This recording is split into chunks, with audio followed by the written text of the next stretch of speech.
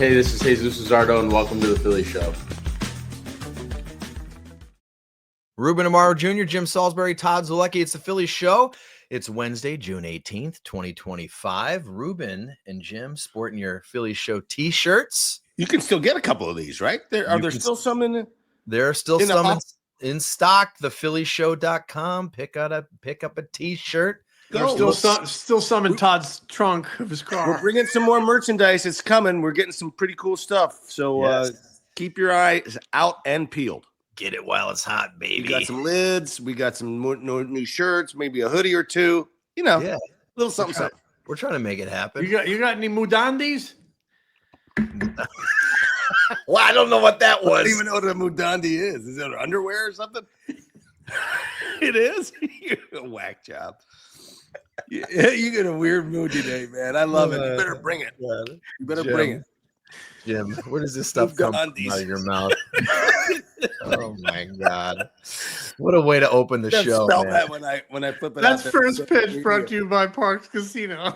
Yeah, we'll get to that in a bit. Oh my God, so funny. Last Tuesday night, the Phillies lose to the Marlins 8-3. Kind of a snoozer. They won the series opener on Monday, so they still have a chance to win the series with the victory tonight, Wednesday night. It's Ranger. They also it's a 4-game series, isn't it? Yeah, right. It is a 4-game series, so yeah, they need to win tonight if they want to take 3 out of 4 against the lowly Marlins. Man, I don't mind that ballpark, but it's always just kind of a sad place to see in regards to the atmosphere. You know what I mean? I would love to see it open more, but you just can't with it's just that's unfortunate. It gets so much nicer when it's opened up, but it's such a downer. And I've talked about it. I talked about it in the post game when on NBC and other times where they sort of have to make their own energy there, man. There's 10,000 people in the ballpark.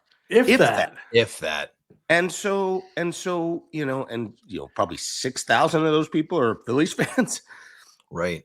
Or 4,000 or whatever, but it's just so dead in there, man. It's like a morgue. It is a nice ballpark too. I like the ballpark. I mean, I wish they would lift it up like with a helicopter and move it to Montreal. That ballpark, drop it right in the center. Drop it right on Peel Street. Oh, I love nice work, Jim. I would love to go back to Montreal. You're a wordsmith, man. Yeah. The ballpark was so empty last night. I don't know how much you guys caught this little snippet of the broadcast, but a fan somewhere in the ballpark, the quite empty ballpark, yelled, "Free Castellanos!" Really? Yes, and that brings us to the Parx first pitch. First pitch by Parx, our partners and friends at Parx Casino, right off of I-95 and State Road. Guys, I'm going to set the scene for you. Monday night, the Phillies are leading 3-1 going into the bottom of the 8th inning. Johan Rojas comes out of the dugout, runs out to center field. Brandon Marsh moves from center to left. Max Kepler moves from left to right. Nick Castellanos taken out of the game for defensive purposes. Now it comes out on Tuesday afternoon before the game. Nick Castellanos made some, quote, inappropriate remarks to Phillies manager Rob Thomson. So Rob Thomson benches Nick Castellanos on Tuesday for those comments that he made in the dugout on Monday night after, again, being benched for defensive purposes. Nick, before the game on Tuesday, said, "I wasn't happy about it, spoke my mind. He said I crossed a line. So my punishment is I'm not playing." It's his decision. He's the manager in terms of being taken out of the game.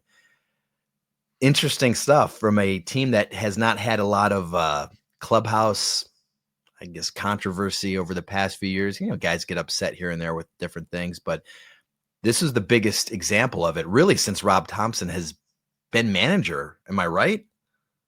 Mm-hmm.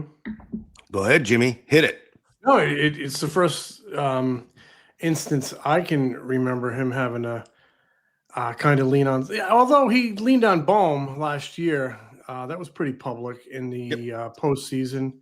Benched him. questioned his energy. So I think that was pretty significant. And this is, right up there with it, maybe even, above it in terms of attention grabbing, although it's hard to, the attention in the postseason is pretty intense, but it's Nick's hometown. He had the streak.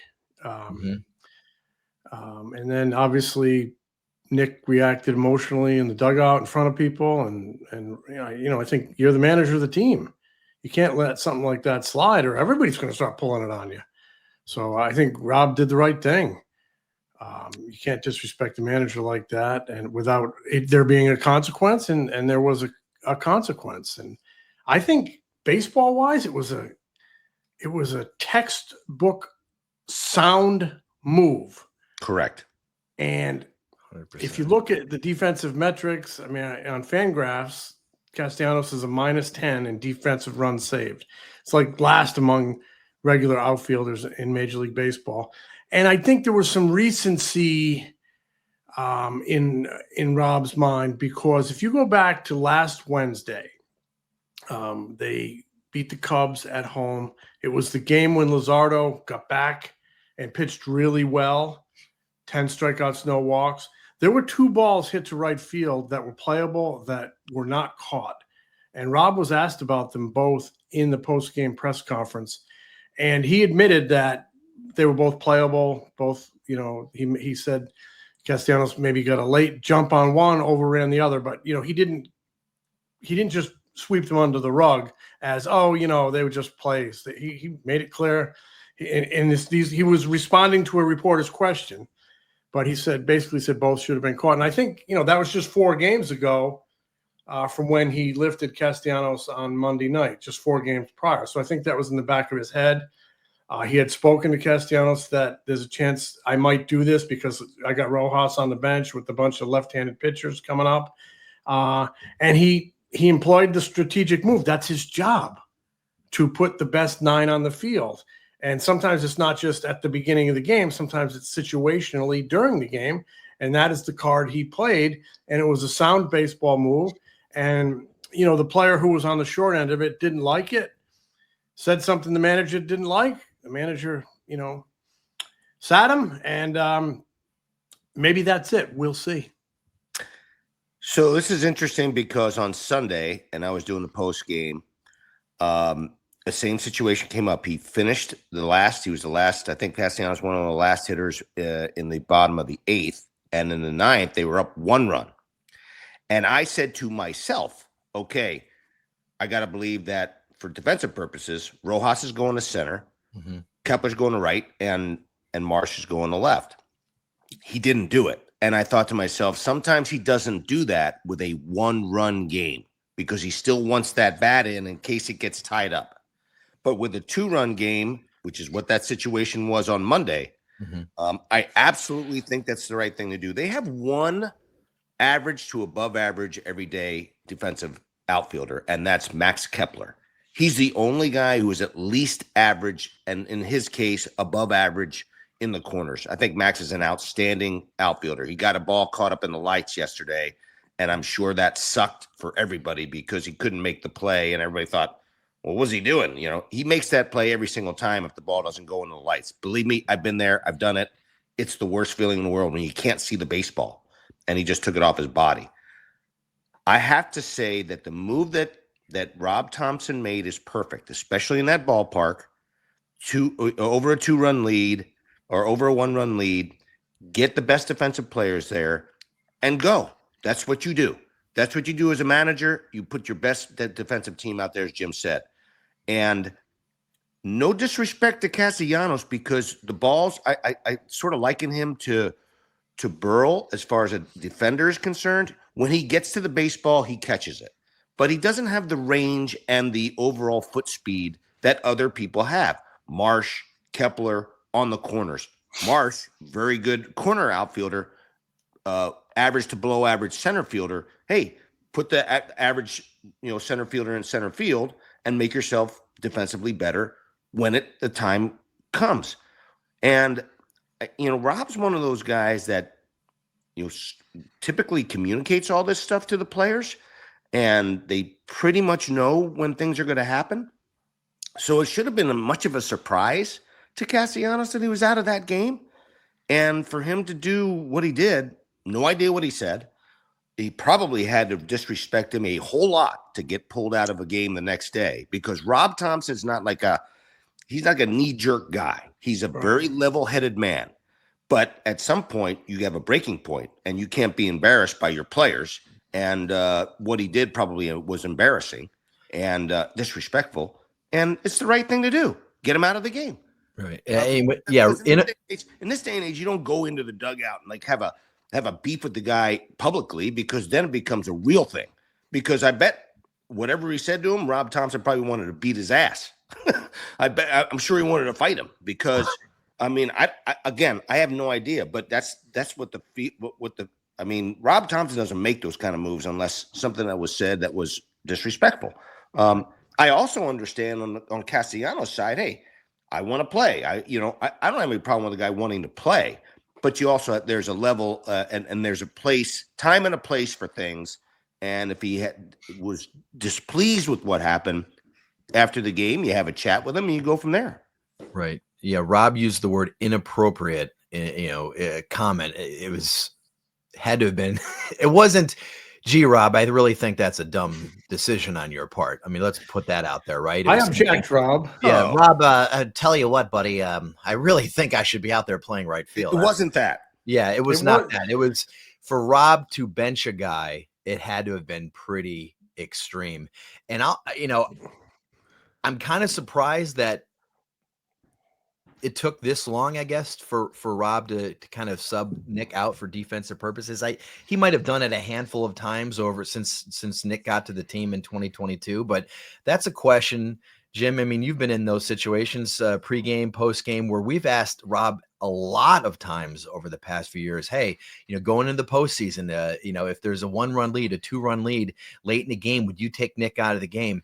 And pretty much he's kept them in there all 9 innings, 1-run lead, 2-run lead, 3-run lead, 10-run lead, whatever the case may be, because Nick while he's improved his defense, I guess. He really has. Since he came and works hard at it. And works hard at it, Todd. He really 100%. You see him out there with Paco Figueroa, the first base coach, outfield coach, all the time working on it. It is impressive. Outfield. It is impressive.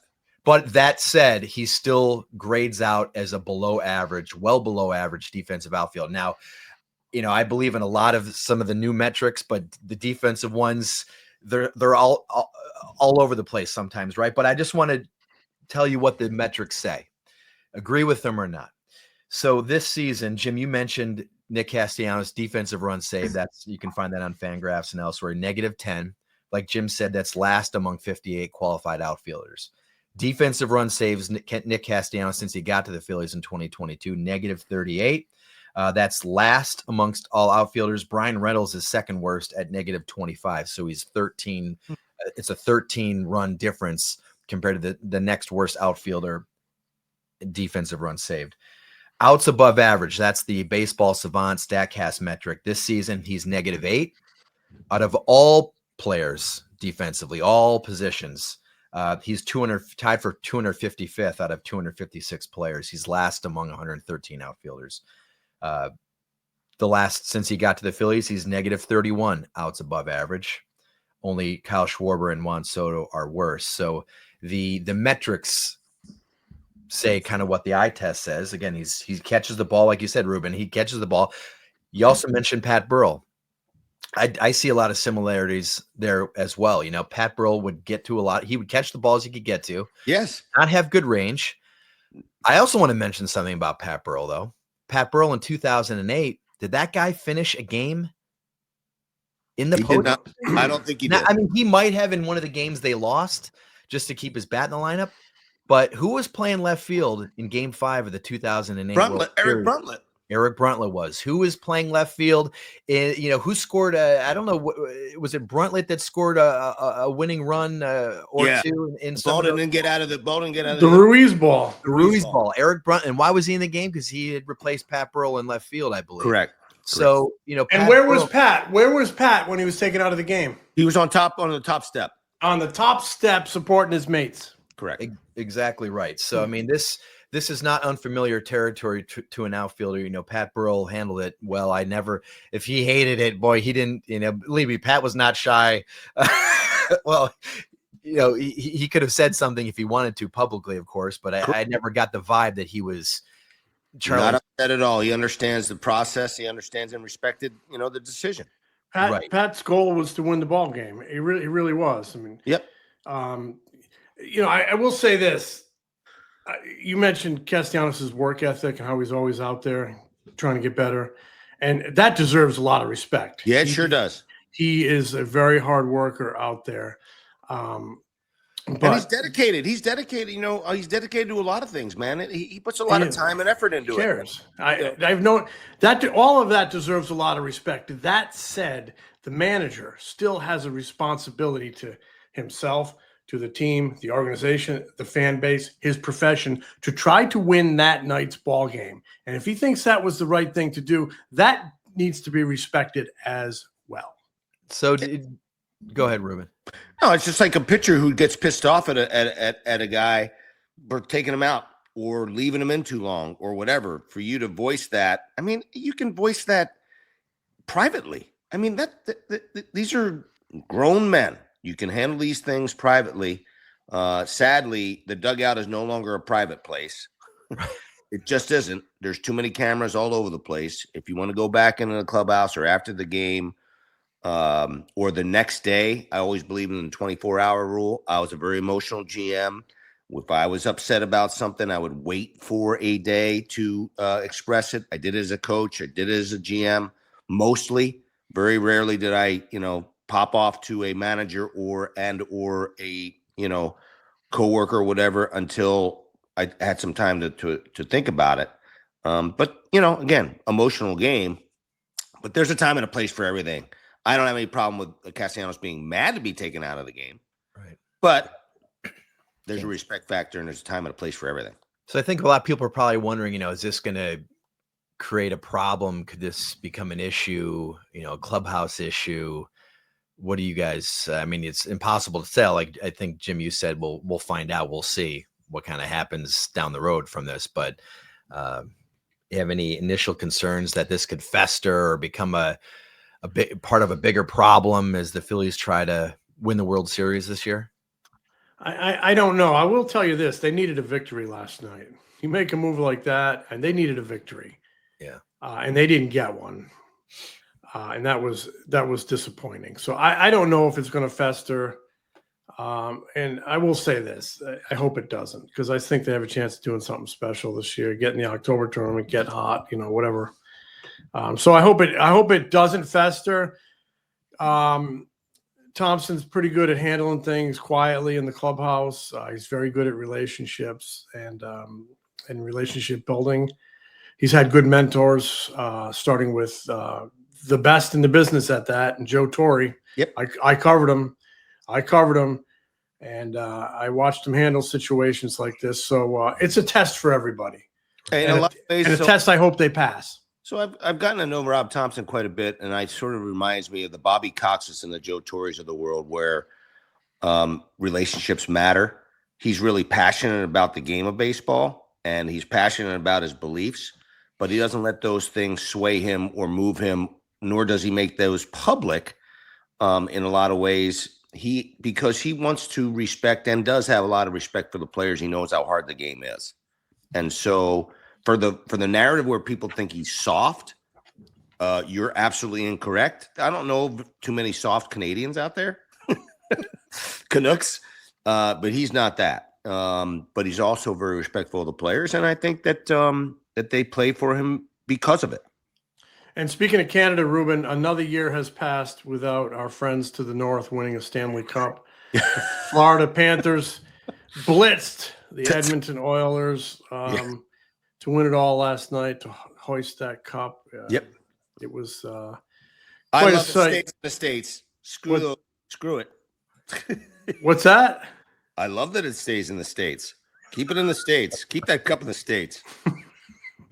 Tough crap, Canadians. Ruben's starting an international incident. I think I better. Let's keep it in the States. I'm an American. Anyway, guys, that was first pitch, and it's presented exclusively by our partners at Parx Casino, Pennsylvania's #1 casino, ParxCasino.com. You better be 21. That's the rules. 1-800-GAMBLER if you have a gambling problem.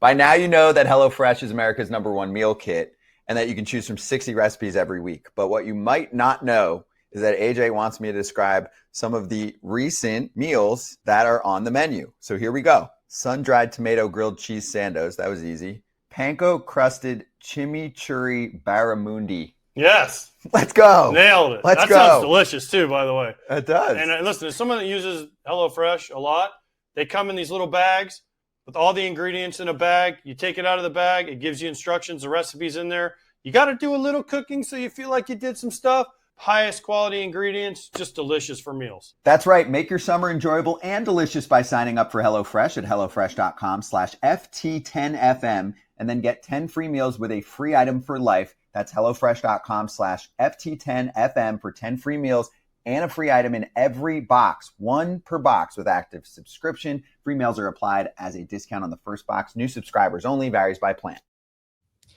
We are back. Phillies won on Monday night, guys. Orion Kerkering got the first save of his career. Yeah, it's great. Jim, you got about 21 saves to go. And Let's go, Big O. He might finish it all. He might finish it out on a streak. You never know. He might. I mean, the door has been open, Jim. Jim made for those that don't remember, Jim, you made a bold, did like bold predictions right before the season started. Right. And you had what, Orion Kerkering 20 plus saves? Yeah, 20 plus, 20 to 25. So we'll land at 22. See if we can get there. Right. It was a bold prediction. It was a bold prediction. Well, I didn't have any problem with it. I mean, listen, he's gotten some real confidence with that fastball now, man. That sinker and that four-seamer are big. They're using it more.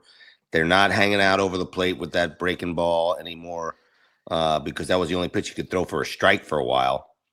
Now he's using all three of them, the four-seamer, the, I guess, slurve, slider, whatever it is. I think it's a slider.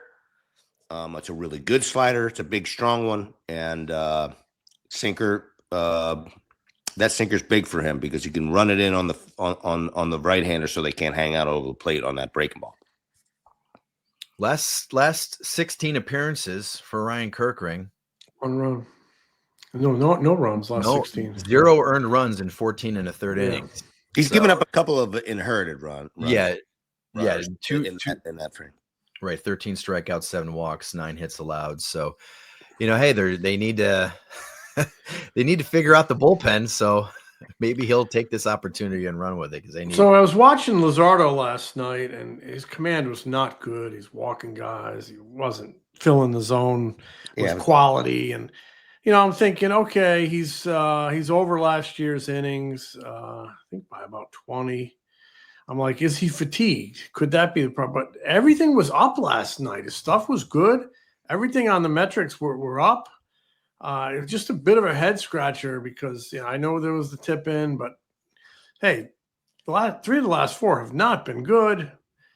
Extenuating circumstances in those 2, but last night he just he didn't have a quality outing against a team. Honestly, he should have manhandled. Too many walks, especially those 2 walks in the 6th inning. And now you hand it over to the kind of the middle of your bullpen, which I just doesn't, I don't think it strikes fear into the opponent. I thought it was kind of a game they could have, should have won. Yeah, a little bit of a dud. He did not have his command. And I don't know if he got hyped up because he's pitching against his home team in the home park. It's, the last team he played for. I'm not sure what it was. Can't really give it an excuse. It wasn't really sharp. He went out there for the 6th and couldn't get an out in the first 2 hitters, and they had to pull him, and then they had to go to, they ended up going to Tanner Banks, who was not sharp. He's had a pretty good year for and done a pretty decent job. Did not do a good job yesterday, and then they went to Joe Ross, who I thought was a head scratcher for me. That effort he had was for him to blow up. Jesus Sanchez comes into the game. He throws a fastball like that little cutter that he throws for 94, 95, blows him up. Then he comes back with a changeup to speed up his bat. It was like the dumbest choice like they were going to double trick him. Like, oh, now he's going to be ready for the fastball. Now I'm going to throw a changeup, and he hangs one right in the middle of the plate and hits it 9,000 feet. I just didn't understand it. That wasn't intelligent baseball, I didn't think. But anyway, they didn't. They played a little bit of a dud yesterday. Yeah, talking about Castellanos and last night's game, you can always. It's a good time to maybe laugh a little bit. Ruben, you like to swing by Parx Casino. They always got good comedians. I was looking at their schedule just the other day, and I wouldn't mind swinging by there myself in the next couple months. They got some good comedians rolling through. Yeah, Parx Casino. It is my casino of choice, and they really do have it all, Todd. They have so many slots, state-of-the-art sports book, all that gambling stuff. But on top of that, it's like a meeting place. It's a place you can bring your family. They got dinner and drinks before the show. If you want to go to a show at Liberty Bell Gastro Park, Parx Grill, Steakhouse, Bamboo Noodle House, or Chickies and Pete's. There's great comedians, as you said. One coming up, Mark Norman, on July 12th. They got the pop band UB40 coming on September 16th. Another comedian on September 27th, and Russell Peters. So much more to do than to just go there and gamble. I think Parx Casino is a great place just to bring your family, your friends, and just hang out. ParxCasino.com to buy tickets for all shows. Parx Casino, this is how you win. You got to be 21. Gambling problem? 1-800-GAMBLER. Guys, we have our second show every week. We do a little giveaway, Shibe Vintage Sports, and they're always giving away cool caps, and this is the cap they got going on this week. Take a look at this one if you're watching us on YouTube. It is a 1970s Cardinal cleanup cap with the white button on top. That's from Shibe Vintage Sports. If you want to enter to win this cap, go to shibesports.com/TPS, shibesports.com/TPS, or if you're again watching us on YouTube, you can just scan the QR code on the screen. And it's a throwback. This hat is kind of a throwback to the all burgundy Saturday Night Special uniforms that they wore one time in May of 1979. That's exactly right. They brought them back in 2019 for a game, kind of like a fun retro night.